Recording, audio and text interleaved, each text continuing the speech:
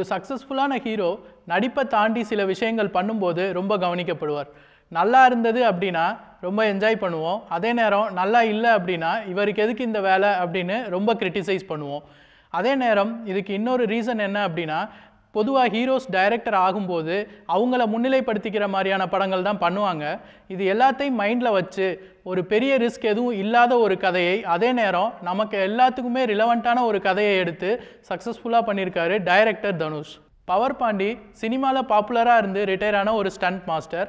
அவரோட பையன் பிரசன்னா, மருமகள் சாயா சிங் பேர குழந்தைகளோட வாழ்ந்துட்டு இருக்காரு. அவங்களோட வாழும்போதே அந்த லைஃப்பை தாண்டி அவருக்கான ஒரு லைஃப்பை தேடி அவர் போகிற ட்ராவல் தான் வந்து படம். அவரோட லைஃப்பை தேடி போகிறாருன்னா அதுக்கு ரீசன் வந்து பையன் கொடுமைக்காரராகவோ இல்லை மருமகள் வந்து சரியாக பார்த்துக்கல அப்படின்ற மாதிரியான ட்ராஜடிஸ்லாம் கிடையாது. சாதாரண ஒரு விஷயத்தை அவங்க பார்க்குறதுக்கும் இவர் பார்க்குறதுக்கும் உள்ள அந்த டிஃப்ரென்ஸ் ஆஃப் ஒப்பீனியன் தான் காரணமாக இருக்குது. டைரக்டர் தனுஷ் ஒரு படத்துக்கு கேரக்டர்ஸ் எவ்வளோ முக்கியம் அப்படின்றத வந்து முழுசாக உணர்ந்து பண்ணியிருக்காரு. பேர குழந்தைகள், பக்கத்து வீட்டு பையன், மகன், மருமகள், இது போக டிடி, ரேவதி, இப்படி கம்மியான கேரக்டர்ஸ் தானாலும் அவங்களுடைய குணாதிசயங்கள் ப்ளஸ் அவங்களுக்குள்ளே இருக்கிற ரிலேஷன்ஷிப் இப்படின்ட்டு ரொம்ப கண்டெம்பரரியாக அழகாக சொல்லியிருக்காரு.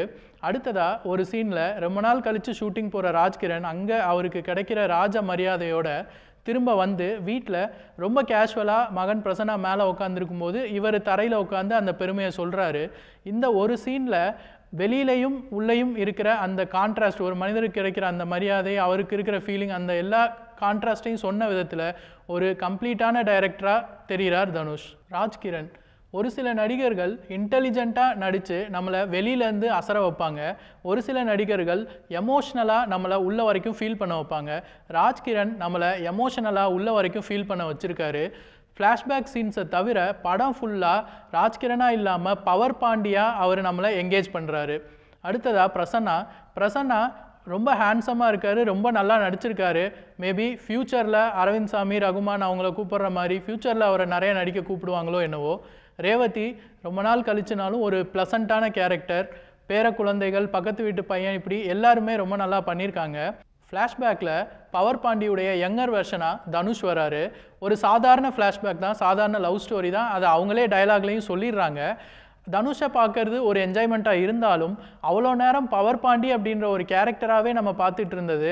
அந்த ஃப்ளாஷ்பேக் வரும்போது பவர் பாண்டியை தாண்டி தனுஷ் அப்படின்ற ஒரு நடிகரை நம்ம பார்க்குறது கொஞ்சம் ஒரு நெகட்டிவான விஷயந்தான்.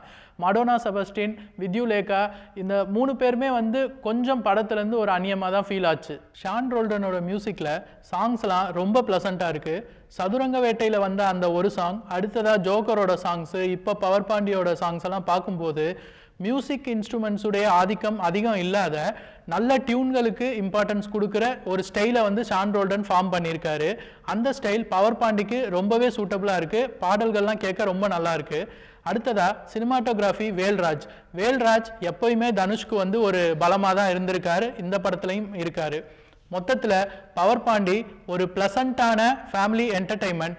அதையும் தாண்டி நம்ம வீட்டில் நம்ம அப்பா அம்மா அவங்களுக்கு வயசானோடனே அவங்களுடைய எக்ஸ்பெக்டேஷன்ஸ், அவங்கள நாம் ட்ரீட் பண்ணுற விதம், இதில் உள்ள கான்ஃப்ளிக்ஸ், இதெல்லாம் பற்றின எண்ணங்களை நமக்குள்ளே துவக்கி வைக்கிற ஒரு படமாக இருக்கும்.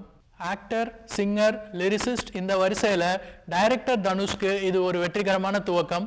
பவர் பாண்டிக்கு என் ஸ்டுடியோஸ் கொடுக்குற ரேட்டிங்கை பார்ப்போம்.